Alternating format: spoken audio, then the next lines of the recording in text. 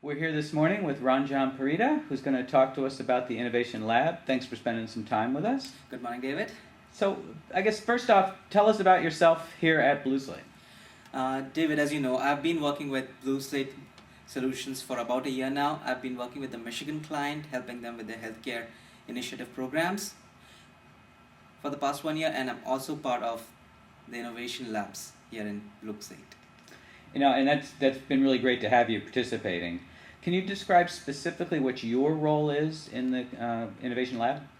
In the Innovation Lab, I am working as a business analyst. So what that role encompasses is to learn about the current state that we are in, the kind of envisioned state that we want to get into, and what is the pathway in between, and who all would be engaged, and what all their roles would be. So I'm engaged in defining those user stories, identifying who does what, and also capturing the learning from the Innovation Lab.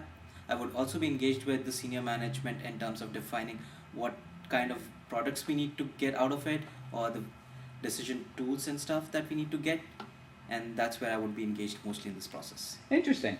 So, in that process, can you describe where the innovation comes for you? So I would say innovation in a sense is part of common sense and part observation. But in today's world, if you look at things, people say innovation in a commercialized way, in a very hyped up way. So it seems it should be very large or big, but it's generally very small. So if I take an example of Apple products, it comes from very general common observation of human tendencies, and it makes it innovative. There's no big difference or big change in it.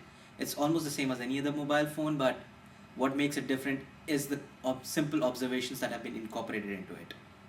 Similarly, GE did some kind of an innovation in the past, which was to do with X-ray machines. So, generally X-ray machines are big and complex, but in third world countries, they came out with a very cheap alternate for it. And it was done not by great experiments or something, but it came out with use of simple products and the simple basics of X-raying. Similarly, in our lab, we would be focusing on common sense and observation. And when we do that, we share our experiences and we reflect upon it, and we build a system that's going to be innovative. In this process, my role would be to capture, refine, and present all the learning that we are doing, and then the team would sit down together and reflect on what we have done during the past cycle, and that's going to help us enrich our knowledge and also improve our thought process in terms of cognitive cooperation. Also, as a result of this lab, we are going to work towards some tools, as I mentioned earlier, and that those tools would help us do better decision analysis, better analysis of the process, and it's going to help our clients make better decisions as well. And now, if we look at the cognitive cooperation, what do we want to do really? So the process on it would be, we're going to come out with what works for whom and why. We're going to learn how these frameworks are going to be applied to make a cooperation cognizant. We want to understand what are the challenges and the workarounds that come in the process of making cooperation cognizant. What are the further applications of the cognitive cooperation framework? And there are going to be a lot of blind spots that we don't know about right now as to where all can we apply this framework. And that is something that's going to come out of repeated experiments in this lab. And that's where we are heading from this. And what excites me a lot about this process is we are technically trying to build an artificial intelligence, so kind of robotics into the process itself, where the process can think for itself and improve itself. And from time being, we are looking at human input, and humans are going to be interacting with the machine, but at the same time, the machine is going to be corresponding back to the humans, telling them what is happening in the system, and they can make informed decisions based on that. That's pretty cool.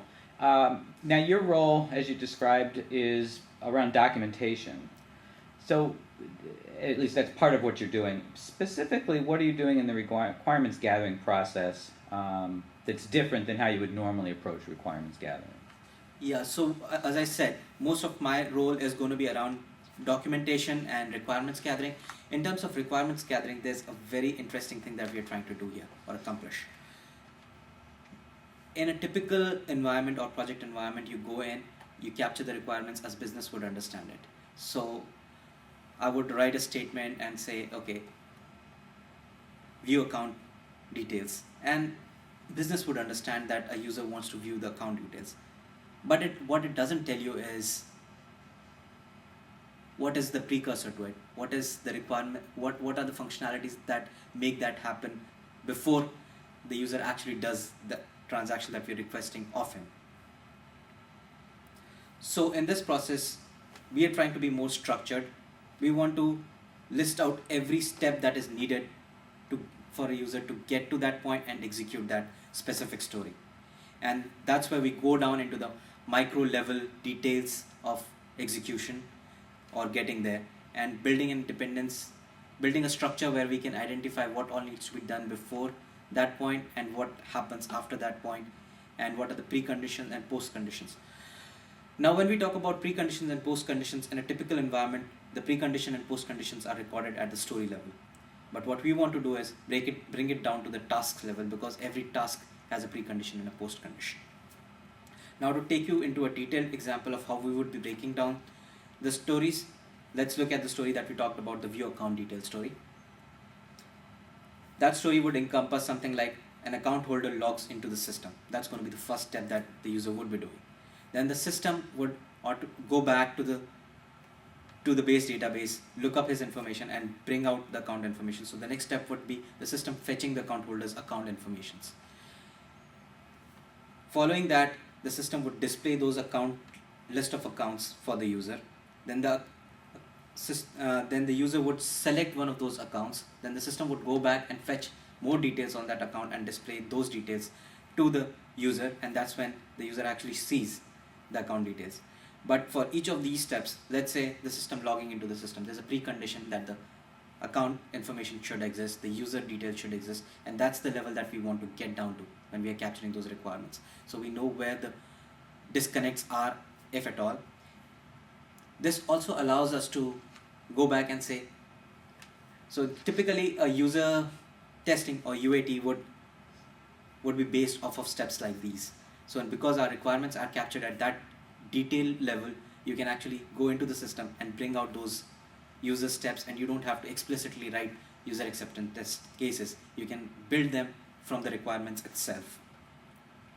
What this also helps us is to build user guides, because user guides are also step-by-step process, and if we can relate the requirements in a manner that's so detailed that user guides can be created, we would be able to do it in a more effective manner. And what this does is it helps us cut down on the project timelines and the overall cost of the project, because we are not investing a lot of time reworking things that have been detailed initially itself.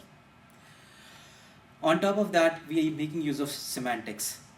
What semantics allows us to do is to capture these details in a more structured manner and to pull them out in a fashion that we want to display it to the user.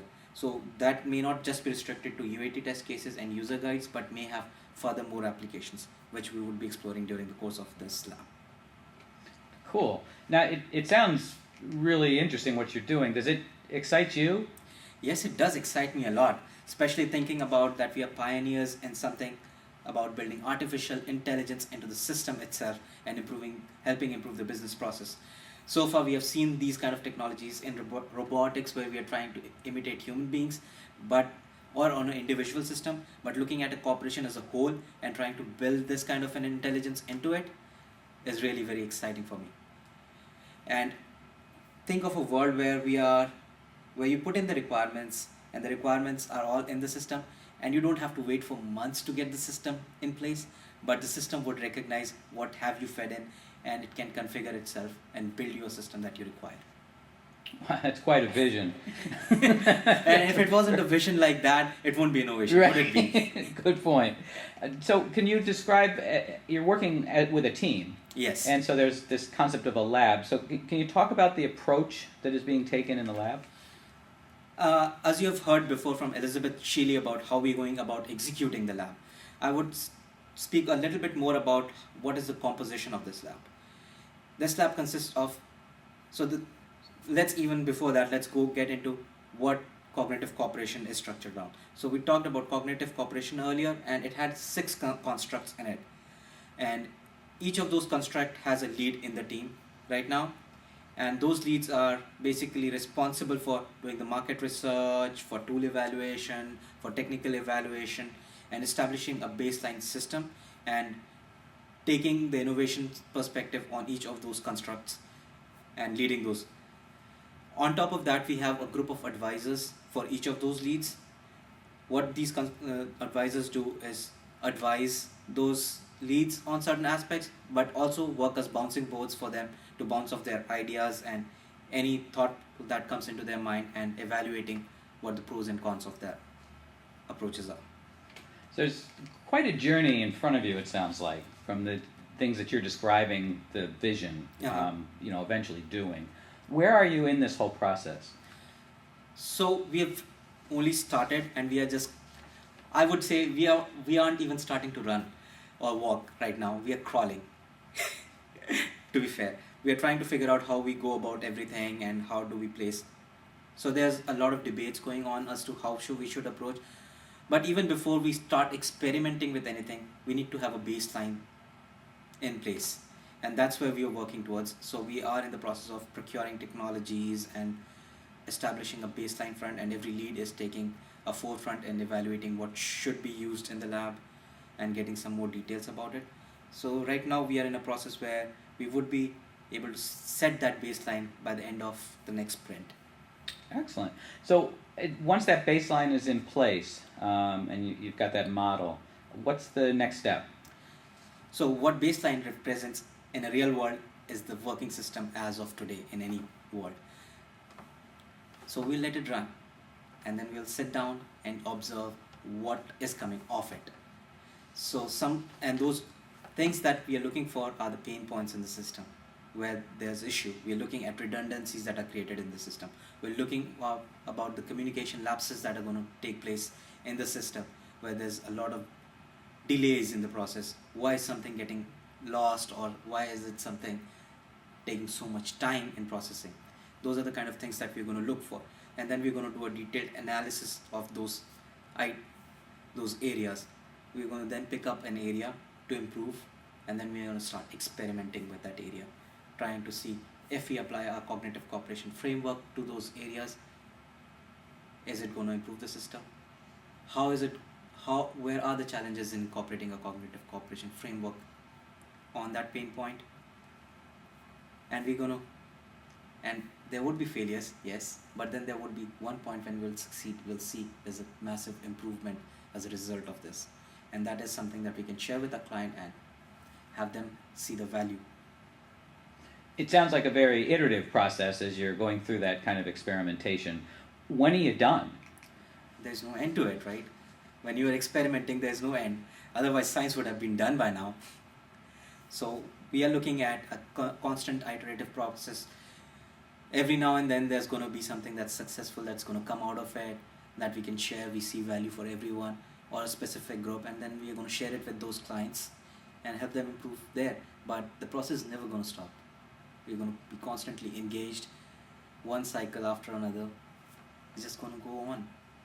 Excellent. Now, you described early on that you have a role at Blue Slate and working with different clients. How do you balance between that work and the work in the lab?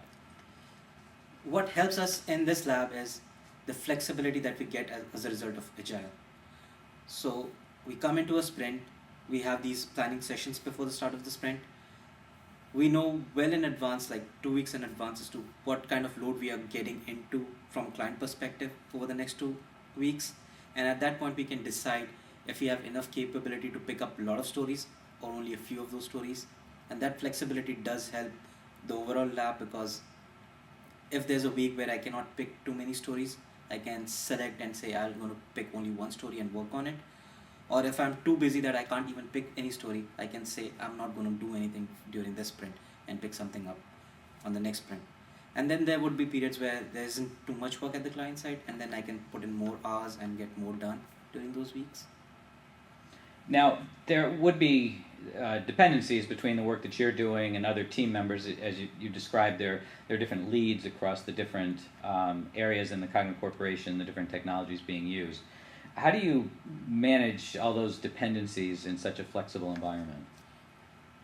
because there are a lot of people engaged in the innovation process and there's a lot to be done in the innovation process, everyone has something to do independent of the other person. So everyone can do their independent experiments. Yes, there's going to be components of coming together, but because of this flexible schedule, we can engage people at different times and not do something that's dependent on other during one sprint and try to focus on something else that we can do independently or that's dependent on someone who's available during that sprint. So that keeps the lab moving even though someone may not be able to accomplish something during that sprint. Well, I got to tell you, this conversation has been very enlightening. It's helped to understand how things are working at the front end and how the whole team ties together and the process is working. Thank you so much for taking the time to speak with us today. Thank you, David. And I'm really excited about this whole event.